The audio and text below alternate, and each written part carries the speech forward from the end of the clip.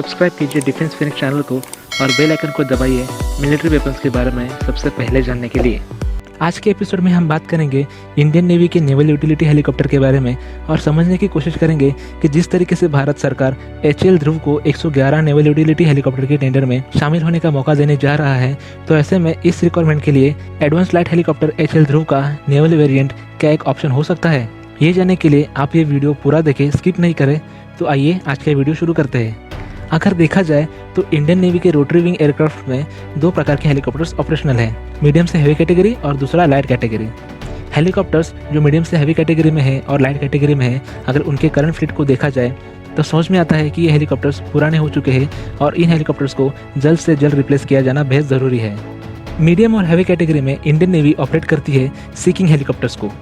ये seeking helicopters Indian navy में anti submarine warfare के लिए इस्तेमाल किए जाते हैं और ये हेलीकॉप्टर्स एंटी सबमरीन वॉरफेयर के लिए एक स्पेशलाइज्ड हेलीकॉप्टर्स है। लेकिन अब ये हेलीकॉप्टर्स पुराने हो रहे हैं और इन हेलीकॉप्टर्स को रिप्लेस किया जाना है।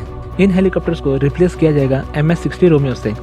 भारत यूनाइटेड स्टेट्स से 24 MS-60 रोमियो खरीद रहा है और इस प्रोक्योरमेंट के लिए पहले ही डील साइन हो चुकी है और 15 मई 2020 यानी शुक्रवार के दिन आई रिपोर्ट के अनुसार US नेवी ने अपने 3 MS-60 रोमियो हेलीकॉप्टर्स पहले ही इंडियन नेवी को देने का निश्चय किया है, ताकि इंडियन नेवी के ऑफिशियल्स की तरफ से ट्रेनिंग को जल्द से जल्द पूरा कर सके। अगर आप ये सोच रहे हो कि क्या US नेवी यूज्ड हेलीकॉप्टर्स देने वाली है, तो ऐसा नहीं है। US नेवी ने भी लॉकहीड मार्टिन को अपने हेलीकॉप्टर्स का ऑर्डर दिया है, तो उन्हीं ऑर्डर्स में से 3 हेलीकॉप्टर्स इंडियन नेवी को देने का निश्चय किया है और बाकी बचे 21 हेलीकॉप्टर्स अगले साल के मध्य तक मिलने शुरू हो जाएंगे। अगर बात की जाए नेवल यूटिलिटी हेलीकॉप्टर्स की, तो इस समय इंडियन नेवी करीब 36 चीता हेलीकॉप्टर्स को ऑपरेट कर रही है और ये 1960 के प्लेटफॉर्म से है। हालांकि इंडियन नेवी की ये यूनिट्स काफ़ी ज़्यादा नए हैं, लेकिन प्लेटफॉर्म्स तो 1960 की ही है। पिछले कुछ सालों में इंडियन नेवी के शिप्स काफ़ी तेज़ी से बढ़ रहे हैं। हर शिप में 1 या 2 हेलीकॉप्टर के लिए हैंगर ज़रूर है। आने वाले समय में इंडियन नेवी को और भी ज़्यादा शिप्स मिलेंगे, जिसके साथ इंडियन नेवी की नेवल यूटिलिटी हेलीकॉप्टर्स की रिक्वायरमेंट्स बढ़ेगी। अभी की रिक्वायरमेंट्स 111 हेलीकॉप्टर्स की है और कोशिश की जा रही है कि इन रिक्वायरमेंट को स्ट्रैटेजिक पार्टनरशिप मॉडल के तहत भारत में ही बनाया जाए। क्योंकि रिक्वायरमेंट 111 नेवल यूटिलिटी हेलीकॉप्टर्स की है, तो ये टेंडर तकरीबन $3 बिलियन का होगा। ये helicopter search and rescue, medical evacuation, anti piracy, communication duty, humanitarian assistance और डिजास्टर रिलीफ जैसे रोल करने में सक्षम होंगे। इसके अलावा इन हेलीकॉप्टर्स में limited anti submarine warfare capabilities भी होनी चाहिए। इस रिक्वायरमेंट के लिए गवर्नमेंट ऑफ इंडिया ने एक्सप्रेशन ऑफ इंटरेस्ट पिछले साल रिलीज किया था, जिसको रिस्पॉन्ड किया 3 कंपनीज ने। फ्रांस की कंपनी एयरबस ने इस रिक्वायरमेंट के लिए 2 प्लेटफॉर्म्स ऑफर किए हैं। पहला प्लेटफॉर्म है H145M, वही दूसरा प्लेटफॉर्म है पैंथर AS566। इस यूरोपियन कंपनी ने भारत में महिंद्रा डिफेंस के साथ कोलैबोरेट किया है। अमेरिकन कंपनी लॉकहीड मार्टिन के सिकोर्स्की हेलीकॉप्टर्स का S-76D इस कॉम्बिनेशन में एक कंटेंडर है। वही तीसरा कंटेंडर है रशियन कंपनी कामो का K-2260। K-2260 भारत में HAL बनाएगा। इस प्लेटफॉर्म को लेकर रशिया के साथ डील पहले से ही साइन हो चुकी है और इंडियन आर्मी और एयरफोर्स में इन हेलीकॉप्टर्स को इंडेक्ट किया जाएगा। ऐसे में अगर इंडियन नेवी इन हेलीकॉप्टर्स को सिलेक्ट करती है, तो अक्रॉस द सर्विस एक कॉमनैलिटी आएगी, जिससे तीनों सर्विसेज के लिए लॉजिस्टिक कॉस्ट काफ़ी हद तक कम हो जाएगी। हालांकि इंडियन नेवी इस प्लेटफॉर्म में इतना ज़्यादा इंटरेस्टेड नहीं है। इस रिक्वायरमेंट के लिए HAL ने अपने ध्रुव एडवांस लाइट हेलीकॉप्टर का नेवलाइज्ड वर्जन ऑफर किया है।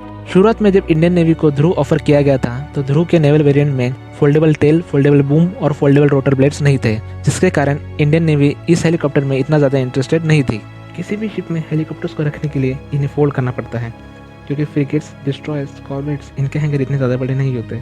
एरो इंडिया 2019 के दौरान एडवांस लाइट हेलीकॉप्टर ध्रुव का एक नेवल वर्जन प्रदर्शित किया गया था और ये version foldable boom, foldable tail और फोल्डेबल रोटर ब्लेड के साथ प्रदर्शित किया गया था। इन नए चेंजेस के साथ यह हेलीकॉप्टर इंडियन नेवी की यूटिलिटी रिक्वायरमेंट के लिए एक बेहतरीन ऑप्शन बन जाता है और सबसे अच्छी बात यह है कि ये पूरी तरह देश में निर्मित होंगे। साल 2001 और 2002 में इस हेलीकॉप्टर से टॉर्पीडोज और डेप्थ चार्जेस फायर किए गए थे और ये ट्रायल सक्सेसफुल रहा था। वही इलेक्ट्रॉनिक सपोर्ट मेजर्स यानी कि ESM और हाई फ्रीक्वेंसी कम्युनिकेशन सिस्टम यानी कि HFCS साल 2004 और 5 के बीच में टेस्ट कर लिए गए थे।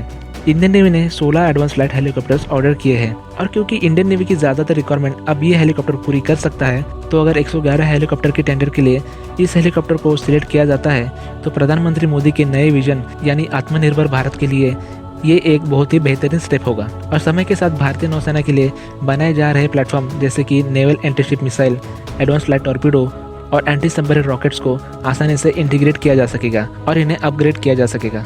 इंडियन नेवी हमेशा से इंडियन सिस्टम्स में बहुत ही ज़्यादा इंटरेस्टेड रही है और इसका सबसे बड़ा कारण बजट रहा है। आने वाले समय में ये बजट की मुश्किलें और भी ज़्यादा बढ़ेगी, जबकि इंडियन नेवी की यूटिलिटी हेलीकॉप्टर्स की रिक्वायरमेंट बहुत ही ज़्यादा अर्जेंट है और इसीलिए इंडियन नेवी को ध्रुव को कंसिडर करना चाहिए और इस प्लेटफॉर्म को अच्छे खासे नंबर्स में खरीदना चाहिए। तो आप भी अपने विचारों को कमेंट सेक्शन में व्यक्त करें और अगर ये वीडियो आपको पसंद आया हो तो लाइक और शेयर करना ना भूलें और सब्सक्राइब भी ज़रूर करना।